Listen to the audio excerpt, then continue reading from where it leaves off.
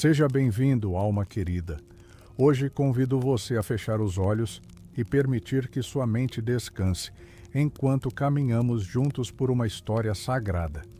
Até as muralhas silenciosas de Jerusalém, onde o vento carrega o eco de vozes antigas e onde a areia se ergue em redemoinhos, como se quisesse esconder as dores e as verdades que ali respiram. Talvez agora você esteja deitado, buscando silêncio e aconchego. Ou talvez as horas da madrugada se arrastem, deixando em seu peito um peso que ninguém vê. O mundo pesa sobre os ombros dos que oram em silêncio, mas Deus ouve até os sussurros. Nesta noite, quero levar você pelos caminhos empoeirados de uma vida que mudou a história da fé. Quero falar sobre um homem que foi, antes de tudo, temido. Um homem cujo nome fazia tremer o coração dos primeiros cristãos, pois seus passos eram de perseguidor e seu olhar um lume de dureza. Seu nome era Saulo. Filho de Tarsus, criado entre pergaminhos e debates, fariseu zeloso, espada afiada em defesa das leis e, ainda assim, carregando uma fome que nem ele sabia nomear. Entre a poeira das ruas e as palavras flamejantes dos rabinos, formava-se nele um coração dividido entre a tradição que amava e o ódio que queimava como brasa viva. Quem poderia imaginar que justamente este homem, caçador de discípulos, se tornaria Paulo, o apóstolo da graça? Como pode Deus escolher alguém assim, endurecido, cruel, certo de estar certo, para ser vaso de sua voz? Talvez você também se pergunte, por que Deus escolheria alguém tão distante, tão contrário ao seu caminho? Mas é assim que o Senhor age, alma querida, pois mesmo quando o céu está calado, o coração ainda pode ouvir. E saiba que a história que estou prestes a contar não é apenas sobre Paulo, é sobre todos nós, sobre as viradas inesperadas que Deus faz na vida humana quando menos esperamos, sobre a noite que vira alvorada, sobre perseguições que se transformam em missão, sobre corações de pedra que passam a pulsar graça. Antes de começarmos, gostaria de saber de onde você está me ouvindo e que horas são aí. Deixe nos comentários. É uma bênção ver como tantas almas se reúnem aqui em paz para essas caminhadas com Deus. E se essa narrativa tocar o seu coração, um clique silencioso no botão de inscrever-se será como um amém sussurrado entre amigos da fé. Agora, feche os olhos, se quiser, e venha comigo descobrir quem era Saulo, antes de se tornar Paulo. Às portas da luz, nos espera uma história que ecoa até nossas noites mais silenciosas.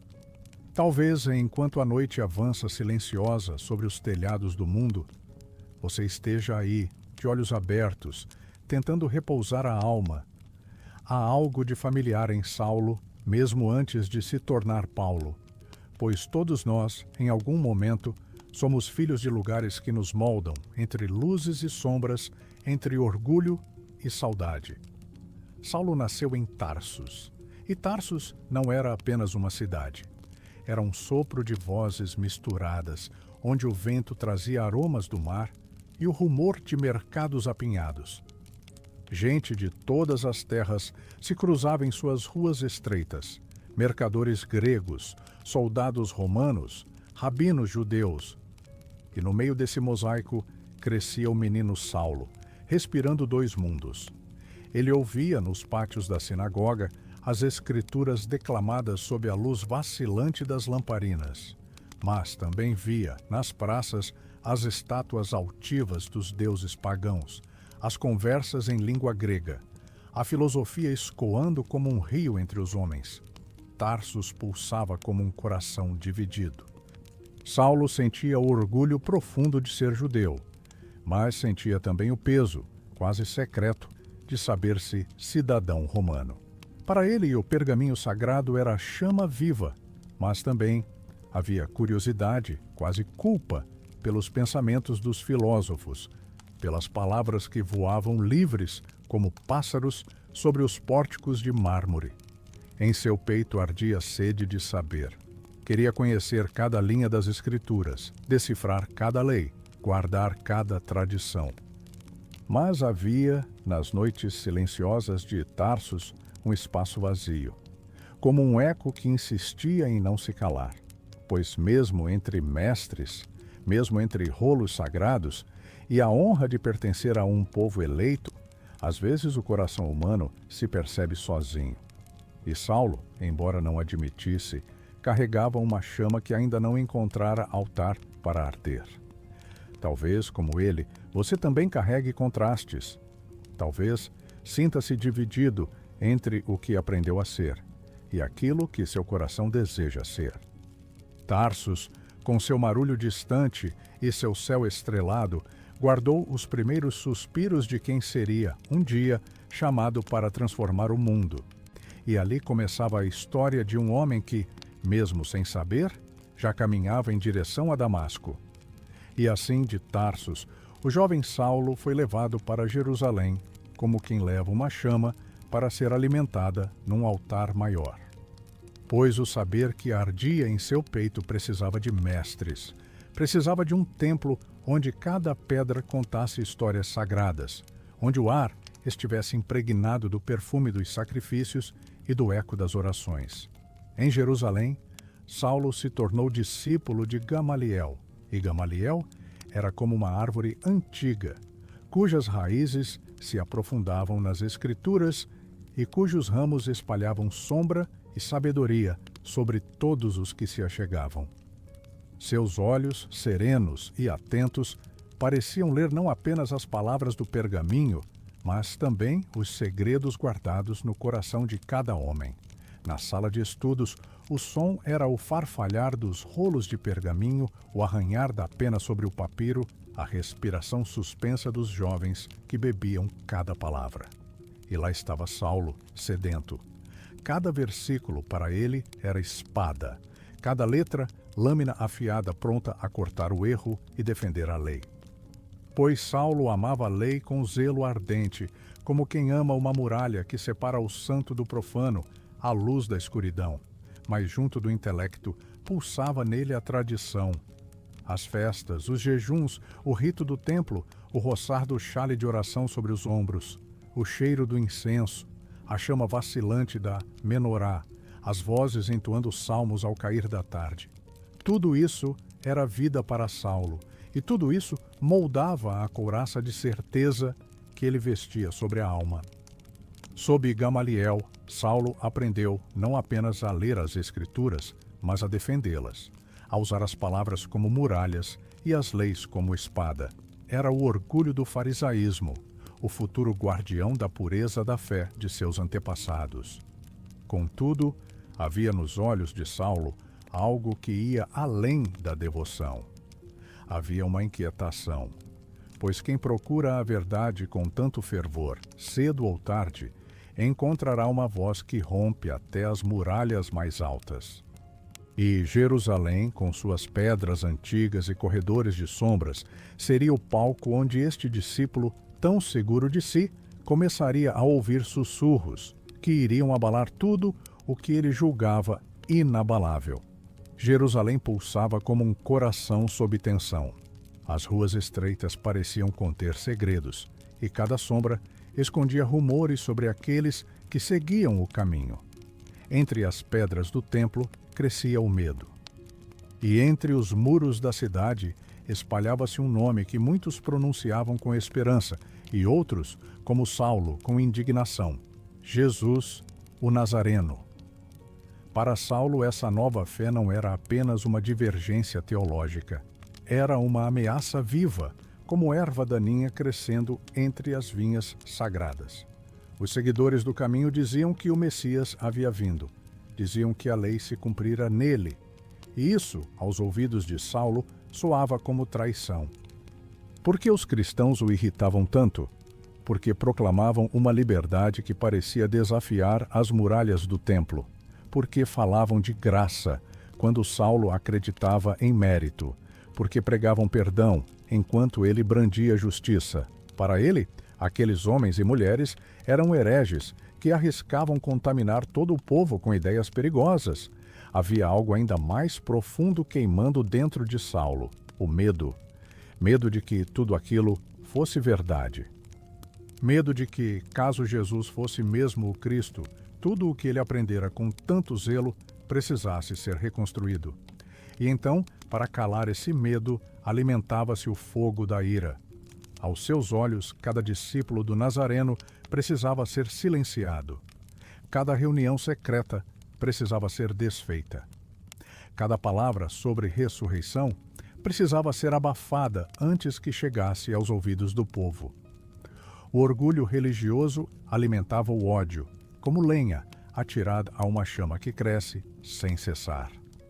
Saulo acreditava estar protegendo Deus, mas, sem saber, perseguia o próprio Deus que dizia servir, pois muitas vezes o zelo que nos consome é o mesmo que nos cega para a verdade que sussurra bem diante de nós. E entre os corredores do templo, entre o farfalhar dos mantos sacerdotais, o nome de Saulo começou a ser dito em voz baixa, como o nome de alguém capaz de extinguir o caminho antes que se espalhasse. E foi assim que, movido por uma ira que queimava como brasa viva, Saulo se dispôs a esmagar aqueles que ousassem confessar o nome de Jesus. Mas o mesmo Deus que ele perseguia já preparava um caminho para encontrá-lo, à beira de uma estrada que brilharia como o sol do meio-dia. E foi nesse fervor de zelo e perseguição que o nome de Estevão surgiu como uma chama no meio da noite. Estevão, um homem cheio de fé, cuja voz, ao falar, parecia trazer consigo o peso suave da verdade e a doçura da graça. Ele pregava sobre Jesus com coragem, falando aos líderes do povo sobre corações endurecidos e ouvidos que se fechavam para a voz de Deus. Suas palavras feriam como lâmina fina, não porque fossem cruéis, mas porque cortavam fundo, lá onde a alma não consegue esconder as próprias sombras. Houve um dia em que multidões se reuniram. O ar estava pesado, como antes de uma tempestade. O som de pedras rangendo sob sandálias, o burburinho das vozes, o cheiro de poeira e suor. Tudo isso se misturava na praça onde Estevão foi levado. E lá estava Saulo, seus olhos fixos, vigilantes. Ele não ergueu as mãos para lançar as pedras, mas estava ali guardando as capas dos que as lançavam. E seu olhar era cúmplice, frio como lâmina embainhada. Enquanto as pedras voavam, Estevão caiu de joelhos. Seus lábios, manchados de sangue, ainda pronunciaram uma prece, que Deus não cobrasse deles aquele pecado. E então, entre o pó que se ergueu do chão, a vida de Estevão silenciou. Saulo permaneceu ali, imóvel, olhando. Mas, ainda que nada dissesse, sementes foram plantadas em seu peito naquele dia, pois, mesmo no meio da fúria, a alma reconhece quando a luz brilha. E no rosto ensanguentado de Estevão, Saulo viu algo que não conseguia explicar: paz. Talvez você também já tenha visto, em meio às suas próprias dores, um vislumbre de paz inexplicável, algo que insiste em brilhar quando tudo parece perdido. Assim foi para Saulo, mesmo que ele tentasse afogar essa visão sob o peso da lei e do ódio. E foi desse dia em diante que o nome de Saulo ecoou ainda mais forte entre os que queriam sufocar o caminho, pois agora ele tinha sede de erradicar não apenas as palavras, mas até mesmo a memória daqueles que ousavam pronunciar o nome de Jesus. Mas Deus, silencioso, observava, e enquanto Saulo endurecia seu coração, o Senhor preparava uma estrada onde o céu e a terra se encontrariam num clarão impossível de ignorar. Depois do sangue derramado de Estevão, a chama da ira em Saulo não se apagou. Pelo contrário, cresceu como fogo alimentado pelo vento. Jerusalém já não bastava para conter o zelo que ardia em seu peito. Seus pensamentos eram consumidos por uma única meta: extirpar o caminho onde quer que ele ousasse florescer. Entre as pedras do templo Entre as colunas banhadas pela luz dourada do entardecer, Saulo buscou as autoridades do sinédrio. O eco de vozes graves ressoava sob as arcadas, enquanto rolos de pergaminho eram abertos e selos eram pressionados contra a cera quente. O cheiro de incenso misturava-se ao odor pungente do óleo queimado das lamparinas. Saulo recebeu cartas oficiais, autorizações seladas com o peso da lei, capazes de abrir portas, ordenar prisões e derrubar até o silêncio de lares onde se ouvia o nome de Jesus sussurrado como oração. Seus dedos firmes seguravam aqueles rolos como se fossem lâminas.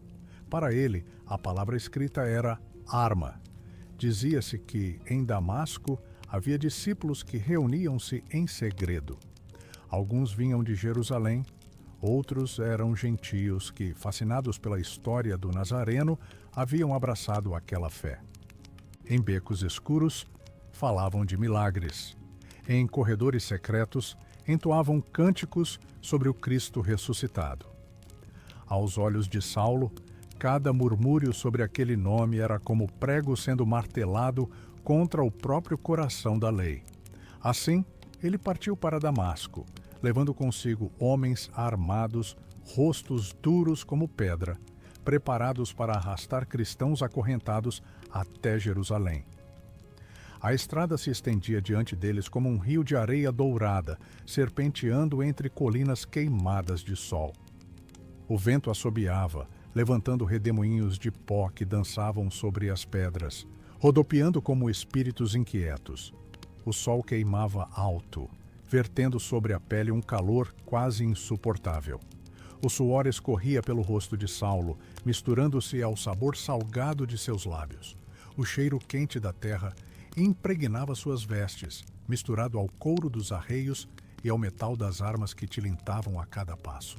Por dentro, Saulo sentia-se invencível, mas também atormentado.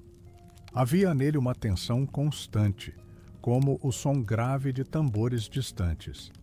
Ele repetia, em silêncio, versículos da Torá, tentando calar uma voz sutil que sussurrava dentro dele. Pois, embora não admitisse, a imagem do rosto ensanguentado de Estevão insistia em retornar. De vez em quando erguia o olhar para o céu sem nuvens, como quem procura certeza no azul infinito, e o céu, em sua vastidão, parecia olhar de volta, imóvel, guardando segredos que ele ainda não estava pronto para conhecer. Cada passo sobre a areia ardente parecia aproximá-lo de seu objetivo, mas não sabia Saulo que aquela estrada, traçada em seus planos de caça, estava sendo escrita por uma mão invisível, transformada pelo próprio Deus em altar de encontro. Pois há caminhos que para nós parecem claros e retos, mas o Senhor dobra esses caminhos como quem dobra um pergaminho, revelando destinos que nunca poderíamos imaginar. E enquanto as muralhas de Damasco permaneciam ainda distantes, o céu preparava um clarão que abriria fendas no coração mais endurecido. Um clarão que não seria apenas luz sobre os olhos, mas luz sobre a alma. Pois Deus, quando quer chamar um homem, às vezes o faz cair para que finalmente aprenda a ficar de pé. E então, naquela estrada poeirenta que ardia sob o sol, quando Damasco ainda surgia apenas como uma miragem tremulante no horizonte, o céu rompeu seu silêncio. Foi num instante, num piscar de olhos em que o tempo pareceu parar. Uma luz, mais intensa que 1000 sóis, desceu sobre Saulo e sobre aqueles que o acompanhavam. Um clarão tão branco, tão puro, que parecia ter som próprio, como se fosse o rumor de muitas águas ou o sopro de ventos poderosos varrendo o firmamento. Saulo caiu ao chão. A areia subiu em nuvem ao redor dele.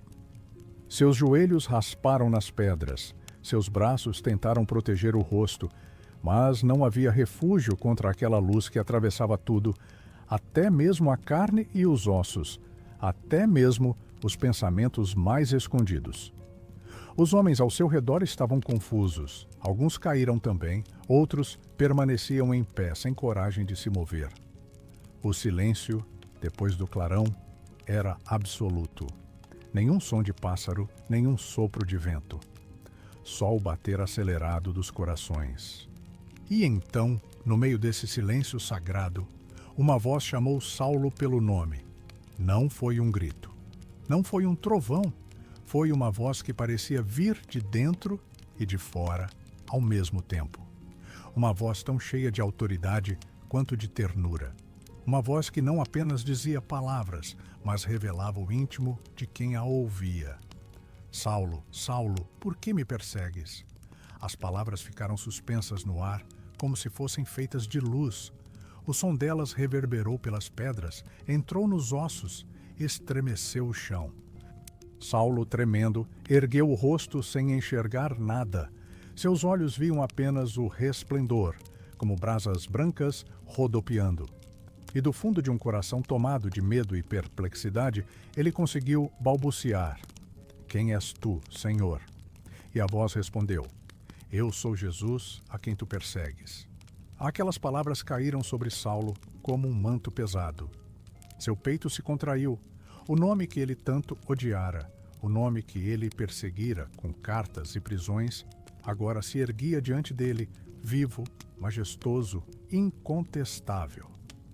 Enquanto Saulo permanecia caído, cego, subitamente todo o seu mundo desmoronou. As muralhas da lei, os muros do orgulho, as certezas construídas ao longo de anos, tudo se partiu como vaso de barro sob martelo forte. Os companheiros ouviam sons, mas não compreendiam a voz. Olhavam uns para os outros, aterrorizados, pois sabiam que algo maior que homem ou lei havia descido sobre aquela estrada. E Saulo, cuja força parecia antes imbatível, ficou ali prostrado, tremendo, cercado de luz e de silêncio, pois o mesmo Deus que ele perseguia havia vindo ao seu encontro, não para destruí-lo, mas para fazê-lo nascer de novo. Naquele momento, começou para Saulo não apenas a cegueira dos olhos, mas a longa noite da alma, onde Deus o conduziria pelas sombras até que pudesse ver, enfim, a verdadeira luz. Depois que a voz cessou e o clarão se dissipou, o mundo pareceu encolher ao redor de Saulo. A estrada, que antes ardia sob o sol, ficou envolta em um véu de sombras, ainda que o dia seguisse brilhante para todos os outros olhos. Pois os olhos de Saulo haviam se fechado para a luz visível, mas se abriam lentamente para uma luz muito mais profunda. Aqueles que o acompanhavam ergueram-no pelas mãos. E foi assim, tateando o vazio, que Saulo, o perseguidor orgulhoso, entrou em Damasco como um homem vencido. Seus passos ecoavam nas pedras das ruas, e o povo que o via passar murmurava, sem compreender. Por 3 dias, Saulo permaneceu cego. 3 dias em que o tempo pareceu alargar-se, transformando cada hora numa eternidade. A escuridão não era apenas sobre seus olhos, mas dentro dele.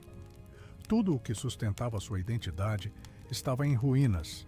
Ali, em seu quarto silencioso, Saulo mergulhou no abismo das próprias lembranças. Lembrava-se do rosto de Estevão, lembrava-se das vozes implorando misericórdia, lembrava-se das ruas de Jerusalém, onde julgava defender a glória de Deus. Agora entendia que perseguira o próprio Filho de Deus. O orgulho que antes lhe servia de armadura transformou-se em peso insuportável. Ele sentia vergonha, medo e um profundo vazio. Nenhum argumento farisaico podia consolá-lo. Nenhum versículo recitado aliviava-lhe o espírito. Pois o silêncio de Deus pairava sobre ele, como se cada parede ao redor fosse feita de pedra fria.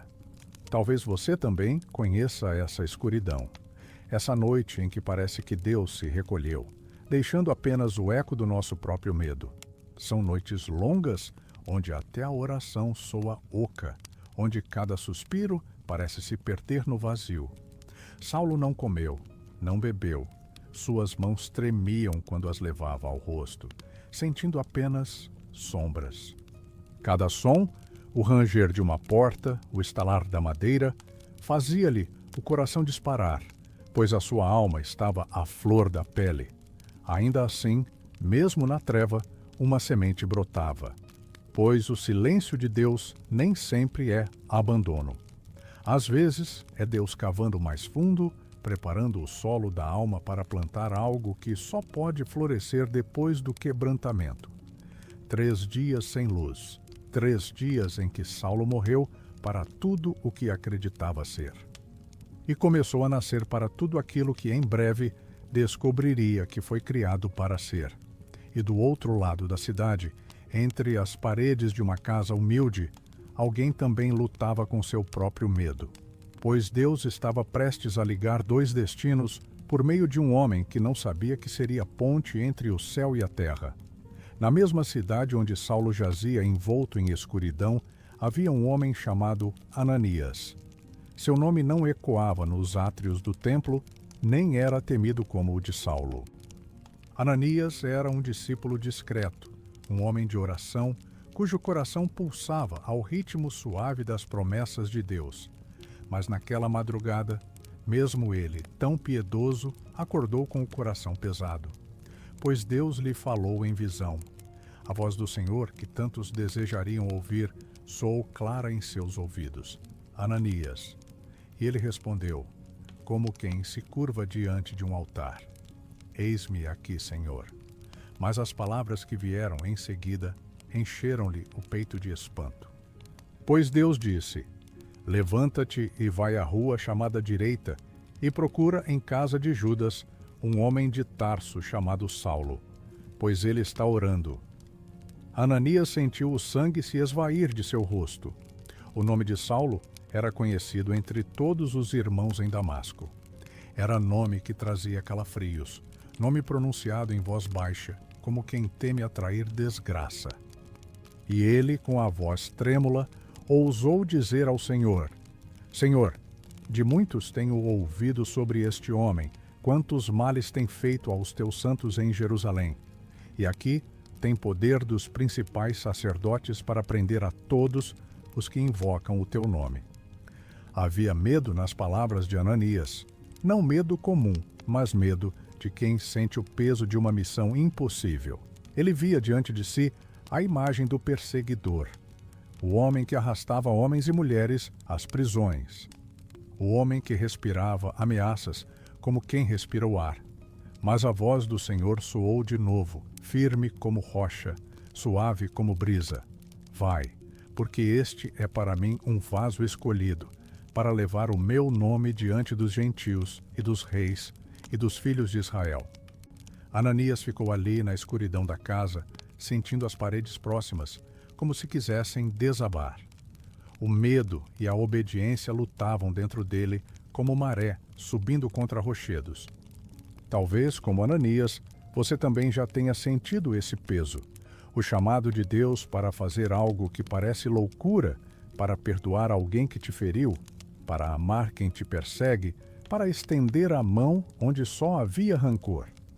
São momentos em que a fé deixa de ser palavra e se torna caminho.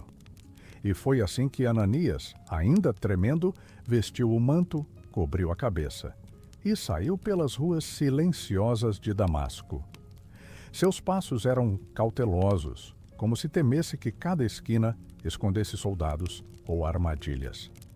Mas dentro dele, o eco da voz de Deus o sustentava, pois às vezes Deus escolhe os humildes para cumprir as maiores reviravoltas da história. E Ananias, homem simples, tornava-se a ponte viva entre o perseguidor e o Cristo que perseguido fora. Enquanto Saulo, no escuro, murmurava orações que mais pareciam suspiros, Ananias caminhava ao encontro dele, levando nas mãos não apenas coragem, mas o toque que devolveria a visão e a vida. A rua chamada Direita fervilhava de sons abafados enquanto Ananias caminhava, passos medidos, coração aos saltos. À medida que avançava, cada esquina parecia maior do que a anterior, cada sombra mais carregada de possibilidades. Mas dentro dele ecoava a certeza suave de que Deus, mesmo quando chama para algo difícil, nunca abandona quem obedece. Na casa de Judas, Saulo estava sentado, a cabeça baixa, as mãos apertadas sobre os joelhos. O silêncio o envolvia como um manto pesado. Os olhos abertos não viam nada, apenas um negror profundo. E mesmo ali, na escuridão, ele orava. Murmurava palavras entrecortadas, ora como súplica, ora como confissão. Pois a voz de Jesus continuava ressoando dentro dele. Eu sou Jesus a quem tu persegues. Quando Ananias entrou, o ar pareceu vibrar com algo invisível. Não havia ódio em seu semblante, apenas obediência misturada ao receio humano. Aproximou-se de Saulo, devagar, como quem se aproxima de um altar, e chamou-o pelo nome. Irmão Saulo. Saulo ergueu o rosto na direção daquela voz. Irmão. Uma palavra tão simples, mas que caiu sobre seus ombros como bálsamo. Pois até ali ele ouvira apenas acusações ou temores. E Ananias continuou, com suavidade, que lembrava a brisa sobre o deserto. O Senhor Jesus, que te apareceu no caminho por onde vinhas, me enviou, para que recuperes a vista e sejas cheio do Espírito Santo. Então, Ananias colocou as mãos sobre a cabeça de Saulo. O toque era quente, firme, como se transmitisse algo que não vinha de carne ou sangue. Naquele instante, Saulo sentiu um calor subir-lhe pelas têmporas, atravessar-lhe o peito, e algo se moveu sobre seus olhos. Pareciam escamas, finas, secas, como película velha que se desprende. Elas caíram, uma a uma, deslizando pela face, pousando sobre suas vestes como pó. E pela primeira vez, após 3 dias mergulhado no breu, Saulo viu. A luz entrou em seus olhos como água clara invadindo um vaso vazio. O rosto de Ananias surgiu diante dele, marcado por rugas fundas, mas iluminado por serenidade. O aposento simples ganhou contornos. As paredes de pedra, o brilho tênue de uma lamparina, o pó suspenso no ar. Mas o que mais Saulo viu, acima de tudo, foi esperança. Uma esperança viva, ardendo em um homem que, por tudo o que Saulo fizera, teria todos os motivos para odiá-lo, mas escolhera chamá-lo de irmão. Saulo levantou-se e, num gesto quase instintivo, permitiu que a água fosse derramada sobre sua cabeça, lavando não apenas a poeira da estrada, mas também as marcas invisíveis da culpa, pois ali começava seu renascimento. Talvez, como Saulo, você também tenha sentido em certos momentos que carrega escamas sobre os olhos da alma. Coisas antigas que pesam, que turvam a visão. Mas Deus, em sua graça, ainda faz cair as escamas, ainda restaura a visão, ainda faz do perseguidor apóstolo. E naquele pequeno aposento, entre o cheiro úmido das pedras e o brilho suave da luz, um novo homem surgia. Um homem que jamais seria o mesmo, pois as escamas haviam caído, e Saulo começava a enxergar não apenas com os olhos, mas com o coração. Ainda havia água escorrendo pelas têmporas de Saulo quando ele se levantou do lugar onde estivera prostrado durante dias.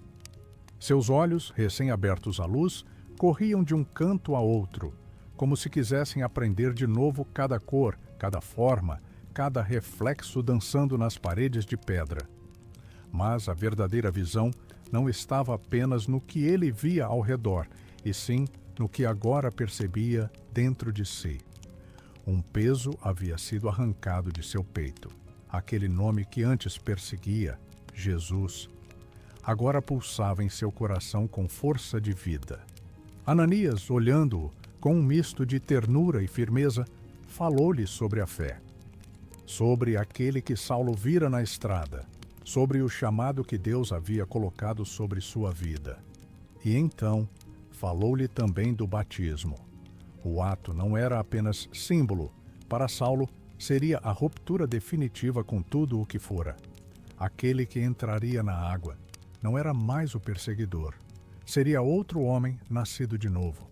Eles se moveram até onde havia água fresca. Talvez fosse uma cisterna, talvez um tanque simples, suas paredes escuras refletindo o brilho tênue das lamparinas. O som do líquido ecoava suave, como suspiro. Ali, Saulo desceu às águas. A pedra estava fria sob seus pés e um arrepio percorreu-lhe a espinha quando a água tocou seu corpo. Mas havia também um calor estranho, vindo de dentro, como se um novo sangue passasse a circular-lhe nas veias. Quando Ananias mergulhou, por um instante, pareceu-lhe que tudo desaparecera. O templo, os pergaminhos, as ruas de Jerusalém, a areia da estrada. Só restava o silêncio líquido que o envolvia e, no fundo desse silêncio, a certeza de que Deus não o havia abandonado. Ao emergir, Saulo respirou fundo e a água escorreu-lhe pelo rosto como lágrimas. Era como se cada gota lavasse não apenas a poeira do caminho, mas também o sangue derramado do passado, as acusações, as correntes invisíveis que o prendiam à culpa. O batismo foi o selo, o lavar dos pecados, o renascimento não apenas físico, mas espiritual. Pois naquele instante, Saulo tornou-se filho da graça que antes perseguia. Talvez, como ele, você também carregue marcas do que já foi. Talvez existam águas em que precise submergir para deixar para trás antigas dores, antigas culpas, pois Deus ainda conduz os seus às águas do recomeço, onde a alma sai leve e o coração bate diferente. Quando Saulo saiu da água, seus olhos brilhavam, o ar pareceu mais leve, o som das gotas pingando ecoava no ambiente, como se fosse música.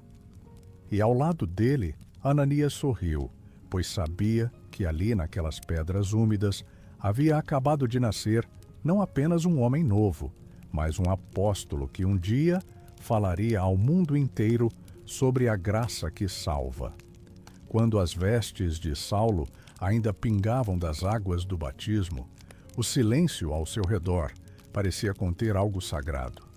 Cada gota d'água escorrendo pelas pedras soava como o sino distante de um templo invisível. Pois, embora ninguém ao seu redor o percebesse naquele instante, algo profundo e definitivo se estabelecia, o nascimento de um novo nome. Até ali ele fora Saulo. E o nome Saulo carregava o peso de muitas histórias. Era o nome pronunciado com medo pelos cristãos, o nome que ecoava entre as paredes do Sinédrio, associado ao zelo feroz, às prisões, às ordens seladas em pergaminhos, o nome que, em Jerusalém, fazia mães chorarem e homens tremerem. Mas Deus, que conhece o íntimo do homem, sabia que aquele nome precisava ser deixado às margens do caminho, pois havia chegado o momento de declarar ao mundo que aquele que caíra cego no pó da estrada não seria o mesmo que se levantaria para pregar as boas novas, e assim Saulo tornou-se Paulo, um nome pequeno, humilde, quase suave na boca, um nome que, em latim, significa pequeno, como quem se reconhece menor para que Deus cresça dentro de si. Um nome que não trazia consigo o eco das perseguições, mas o sopro da graça. Talvez, nesse instante, Paulo tenha sentido um nó na garganta. Pois mudar de nome não é apenas mudar de som, é despir-se de tudo o que se foi, para vestir um futuro que ainda não se conhece. Paulo agora carregava no peito não apenas as marcas do encontro com Cristo, mas também a missão de anunciar a salvação àqueles que, como ele, viviam cegos, mesmo com olhos abertos. O novo nome era também uma nova identidade. O antigo perseguidor deixava para trás a espada de palavras duras e empunhava agora a pena que escreveria cartas eternas. O fariseu zeloso cedia lugar ao apóstolo apaixonado, capaz de chorar com os que choram, de sofrer pelas igrejas, de entregar a vida pelo Evangelho. Talvez, como Paulo, você também sinta, às vezes, que seu nome está marcado pelo passado. Mas saiba, Deus ainda é aquele que muda nomes, que apaga histórias antigas para escrever novas linhas, que transforma Saulos em Paulos, perseguidores em mensageiros, corações endurecidos em altares vivos. E ali, sob a luz tênue que entrava pela fresta do teto, começou a jornada do homem que seria, para o mundo, não mais Saulo, mas Paulo. o pequeno, o servo, o vaso escolhido para carregar o nome de Cristo aos confins da terra.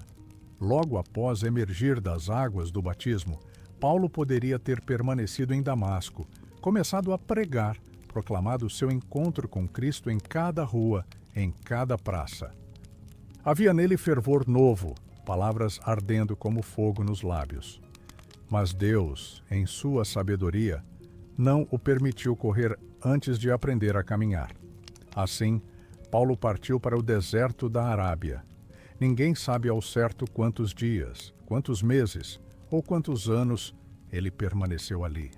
A Escritura menciona esse retiro apenas em linhas breves, quase como se fosse segredo sussurrado entre as páginas.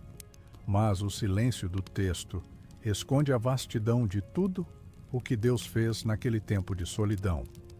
Ali no deserto não havia multidões.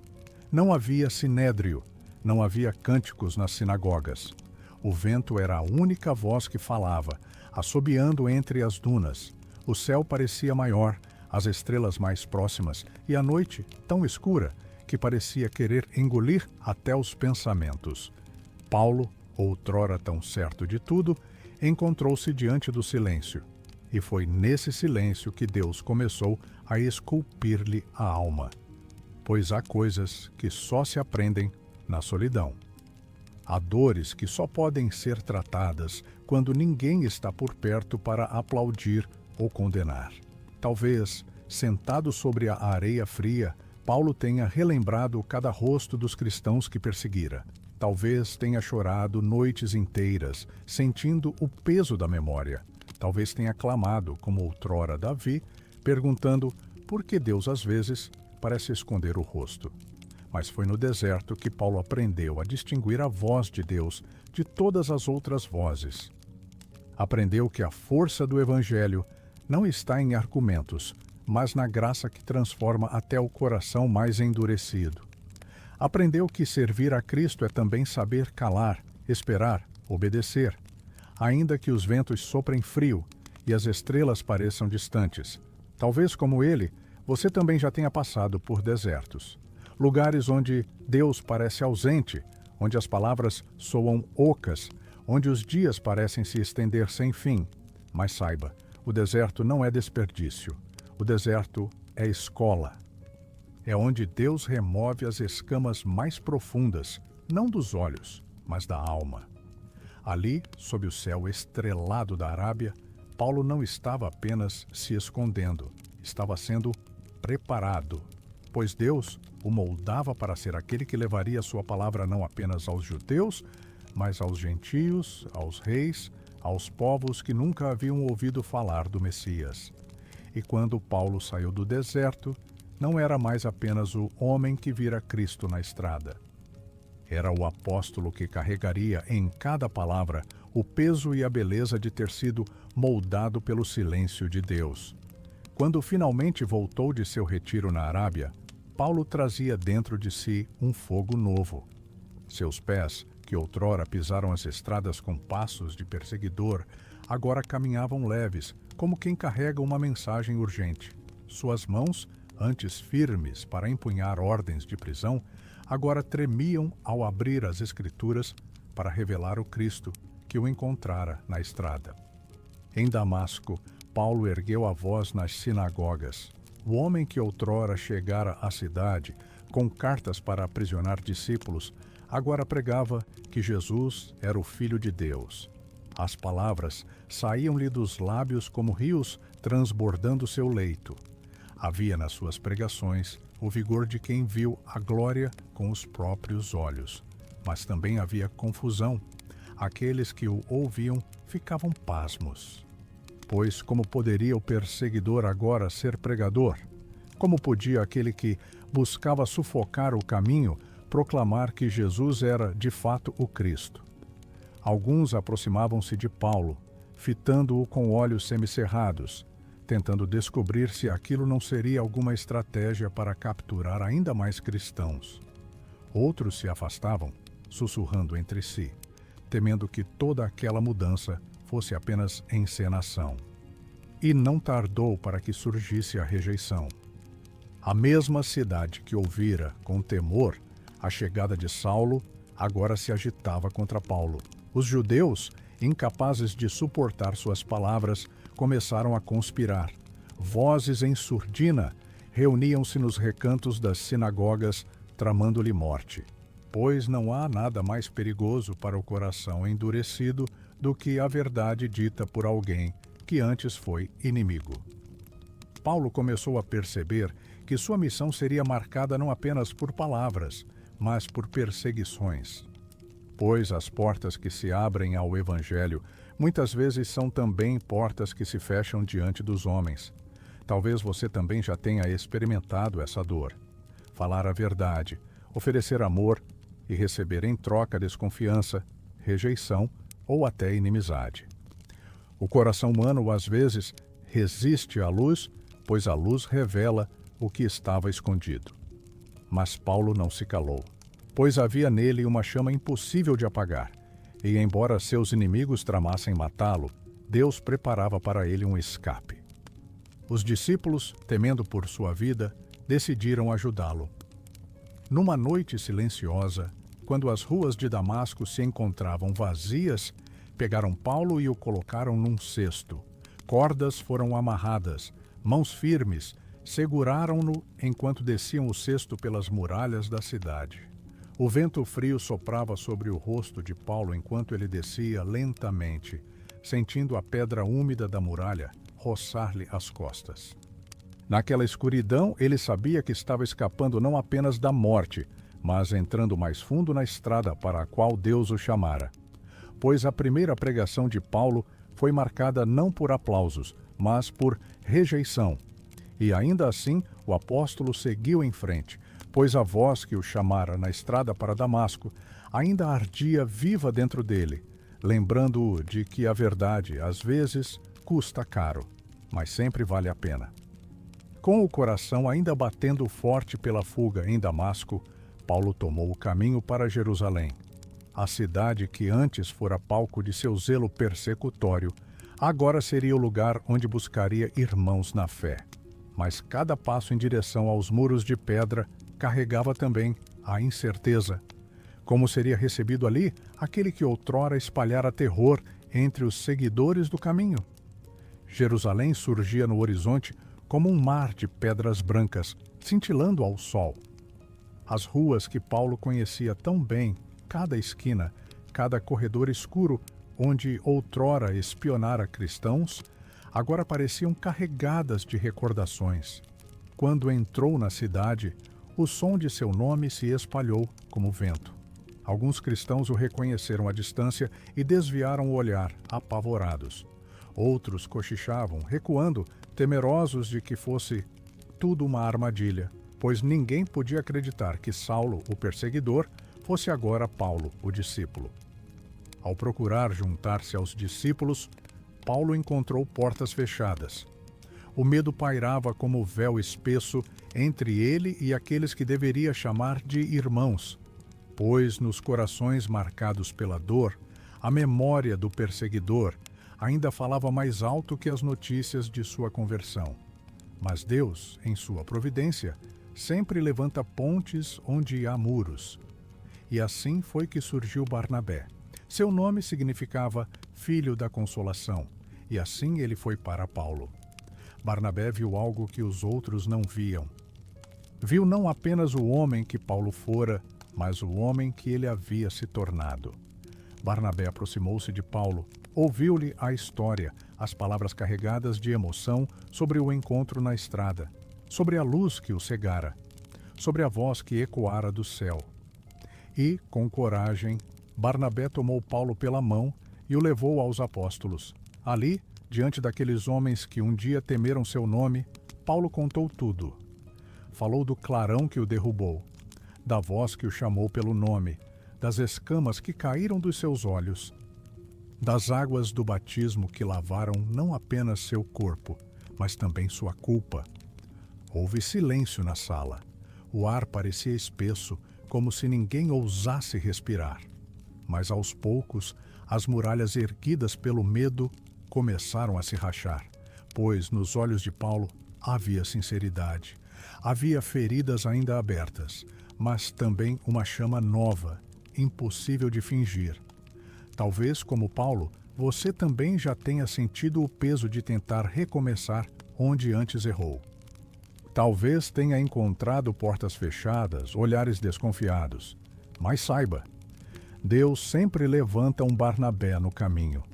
Alguém capaz de ver além do passado, alguém disposto a dizer: venham, este também é dos nossos.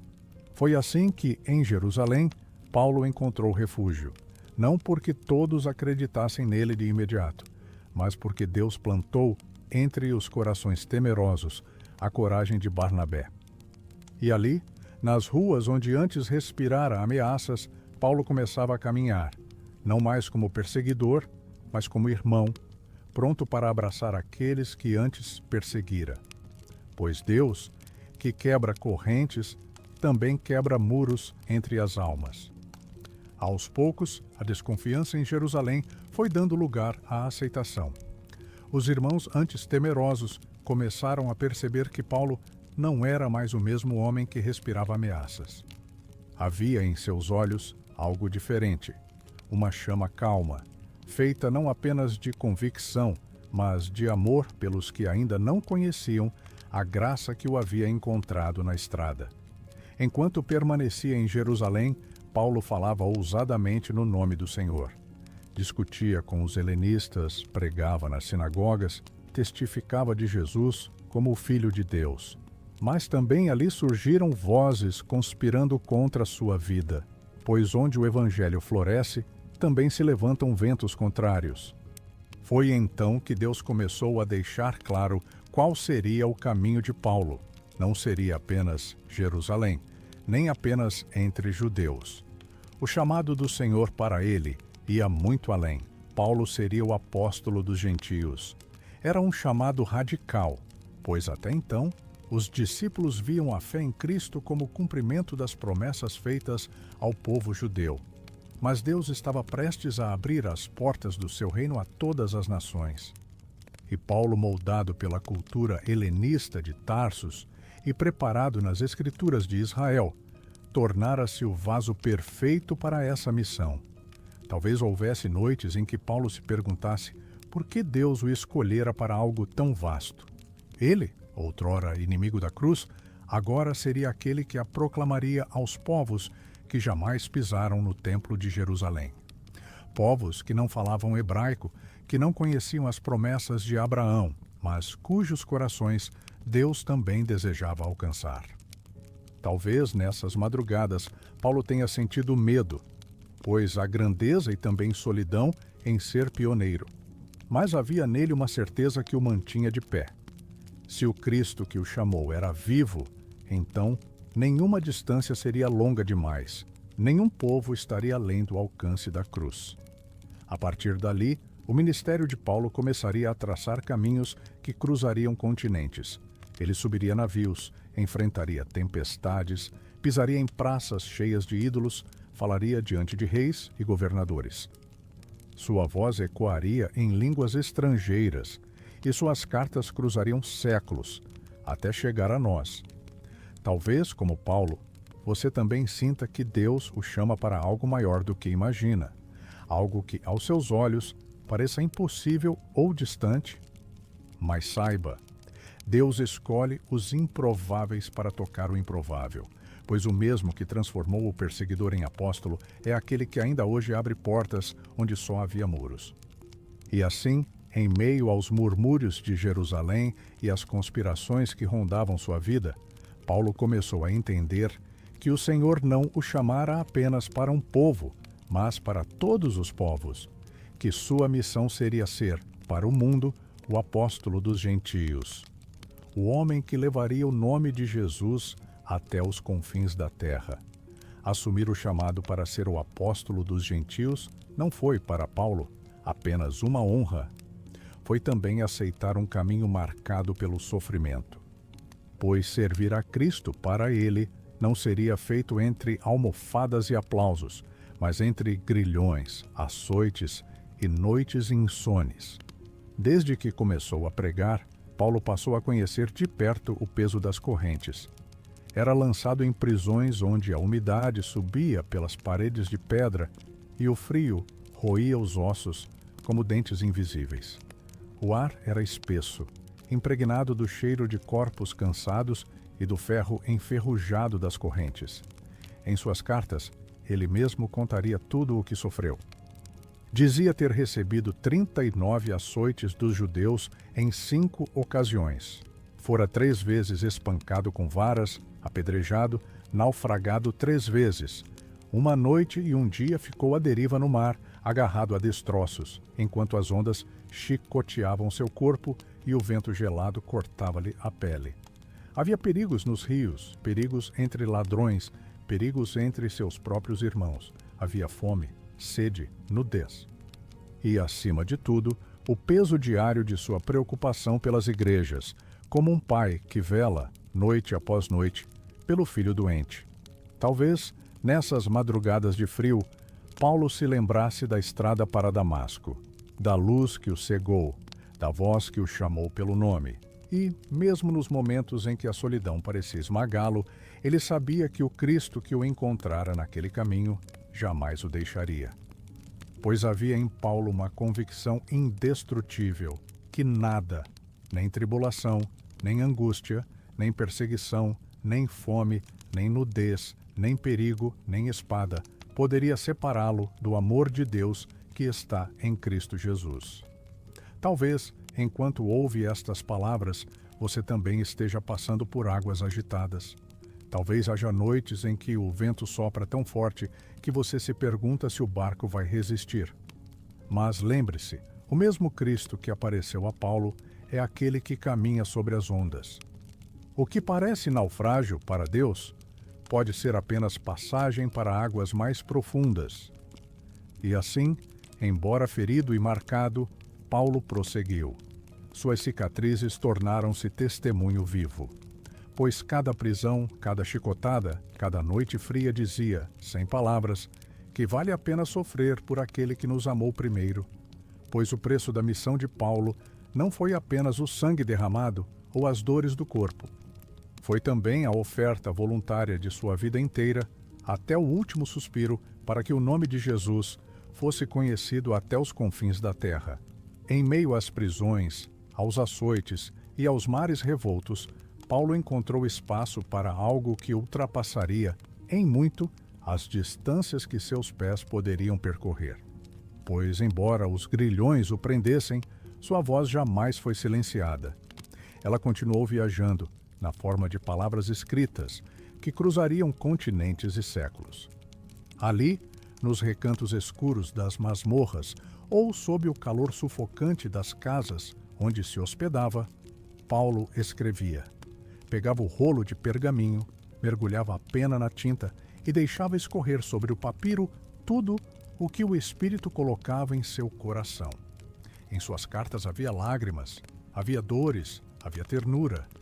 Ele escrevia aos irmãos em Corinto, advertindo-os e chorando por eles, como quem tenta salvar filhos que caminham para o abismo. Escrevia aos Gálatas, lembrando-lhes que a liberdade de Cristo não é licença para o pecado, mas convite para o amor. Aos Filipenses, mandava palavras de alegria, mesmo estando preso. Aos Romanos, derramava doutrina profunda, revelando o mistério da graça que inclui tanto judeus quanto gentios. Cada carta era mais que tinta sobre pele de animal.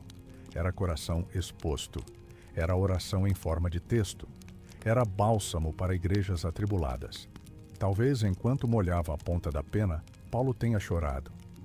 Pois sabia que cada palavra que deixava ali precisava alcançar não apenas ouvidos, mas almas. E, embora não pudesse ver o futuro, Deus já sabia que aquelas palavras seriam lidas não apenas pelos destinatários originais, mas por milhões, através dos séculos. Hoje, quando abrimos as páginas do Novo Testamento, ainda ouvimos a voz de Paulo, o eco de seu amor, de seu zelo, de sua fé que jamais se rendeu. Seus conselhos ainda confortam corações cansados. Suas exortações ainda reacendem a chama nos que perderam o fervor. Suas confissões de fraqueza ainda lembram que até os mais fortes choram e que Deus se aperfeiçoa na fraqueza. Talvez, como Paulo, você também tenha algo a escrever, algo que precisa deixar no mundo, mesmo em meio à dor.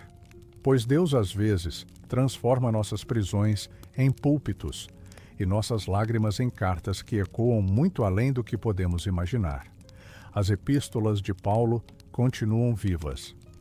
São como lâmpadas acesas em noites escuras, e cada palavra que ele deixou escrita carrega não apenas doutrina, mas o perfume da graça que um dia o encontrou na estrada para Damasco. Pois mesmo atrás das grades, Paulo soube que a palavra de Deus não está presa. E até hoje, seus escritos nos alcançam, sussurrando ao nosso coração que nada, absolutamente nada, pode nos separar do amor de Cristo Jesus. E assim, entre viagens, prisões, pregações e cartas, os anos passaram sobre a vida de Paulo como vento sobre o deserto, esculpindo nele marcas profundas. Mas mesmo à medida que envelhecia, o ardor do Evangelho não se apagava em seu peito. Pelo contrário, parecia crescer, consumindo-o por inteiro. Houve um tempo em que Paulo, levado a Roma, ficou preso em cadeias. A cidade, com suas colunas de mármore e ruas repletas de soldados, parecia indiferente àquele homem pequeno, de olhar intenso, cujo nome começava a ecoar até nos corredores do Palácio Imperial. Ali em Roma, Paulo continuou pregando. Mesmo algemado, recebia visitantes, escrevia cartas, falava de Cristo aos guardas que se revezavam em sua vigilância. Pois nem a prisão conseguia conter a liberdade de sua fé. Mas chegou o dia em que Roma mudou de humor. A perseguição aos cristãos intensificou-se. Suspeitas, rumores e acusações caíam como chuva sobre os discípulos, e Paulo, já idoso, cansado no corpo, mas não no espírito, soube que sua hora estava próxima. As tradições dizem que Paulo foi levado para fora da cidade, talvez num campo silencioso, onde o vento fazia dançar a relva. O sol, filtrado pelas nuvens, lançava luz pálida sobre as pedras do caminho. Não há detalhes que nos contem as últimas palavras que tenha dito. Mas há ecos em suas próprias cartas que parecem prenunciar aquele momento. Combati o bom combate, acabei a carreira, guardei a fé. Desde agora, a coroa da justiça me está guardada, a qual o Senhor, justo juiz, me dará naquele dia. Talvez no instante derradeiro, Paulo tenha fechado os olhos e recordado a estrada de Damasco, a voz que o chamara, o clarão que o cegara, para depois lhe dar visão. Talvez tenha lembrado os rostos dos irmãos e das irmãs que amou, das igrejas que cuidou, como filhos. Talvez tenha sentido, mesmo ali, a doce presença de Cristo, mais próxima do que nunca. Dizem que foi decapitado. Um golpe rápido de espada. O corpo caiu, mas a chama que ardia em Paulo não se apagou, pois seu sangue regou o solo, onde mais tarde milhares creriam no mesmo evangelho que ele pregou. Talvez, como Paulo, você também tema o fim. Tema a noite escura que separa esta vida da próxima. Mas saiba, para quem está em Cristo, o martírio não é o fim, é passagem. É abrir os olhos e ver, face a face, aquele que nos amou antes que o mundo existisse. O último sacrifício de Paulo não foi apenas perder a cabeça sob a lâmina romana. Foi entregar cada suspiro, cada lágrima, cada dia da sua vida para que outros conhecessem aquele que um dia o encontrou caído no pó da estrada. E assim terminou a carreira de Paulo. Mas suas palavras, seu exemplo e sua fé continuam vivos, lembrando-nos de que nenhum sofrimento é maior do que a graça de Deus, e que há coroas guardadas para aqueles que não desistem, mesmo quando a estrada se torna escura. E assim, alma querida, chegamos ao fim desta caminhada ao lado de Paulo. O homem que começou respirando ameaças, mas terminou derramando amor. O homem que partiu para Damasco como perseguidor e encontrou naquela estrada luminosa a mão do Deus que transforma tudo. Pois não há história tão entrelaçada de dor e redenção quanto a de Paulo. Ele nos ensina que nenhuma escuridão é escura demais para Deus, que não há coração tão endurecido que não possa ser quebrado, nem olhos tão cegos que não possam voltar a ver. Talvez, enquanto ouvia estas palavras, você tenha sentido seu peito apertado. Talvez carregue culpas antigas, memórias que voltam como sombras na madrugada. Talvez, às vezes, pense estar longe demais para ser alcançado pela graça. Mas saiba, Deus ainda transforma perseguidores em apóstolos, ainda troca nomes, histórias e destinos, ainda faz cair escamas que pesam sobre os olhos da alma, ainda chama pelo nome aqueles que parecem ter ido longe demais. E se hoje, no silêncio da sua noite, você se pergunta se Deus ouve o seu sussurro, lembre-se de Paulo. Lembre-se de que o mesmo Cristo que apareceu na estrada continua a buscar corações feridos, cansados, temerosos. Pois o Senhor que arrancou Saulo do pó também pode erguer você, mesmo se tudo parecer perdido. Nada, absolutamente nada, está além do alcance da redenção divina. Pois o Deus que um dia disse haja luz é o mesmo que faz nascer a aurora nos cantos mais escuros do nosso ser. Talvez agora você esteja deitado, exausto, desejando apenas repouso para corpo e alma. Que estas palavras sejam, para você, como o vento suave do deserto ao entardecer. Que tragam consolo, esperança e um suspiro de paz. Se esta jornada pela palavra e pela dor dos tempos antigos, como foi com Paulo, o homem que caiu às cegas sob o sol ardente para depois enxergar a luz da graça, tocou seu coração. Eu ficarei profundamente grato por um clique silencioso no botão de curtir. E se quiser caminhar outras noites ao lado da fé, inscreva-se, que o Senhor te guarde. Boa noite.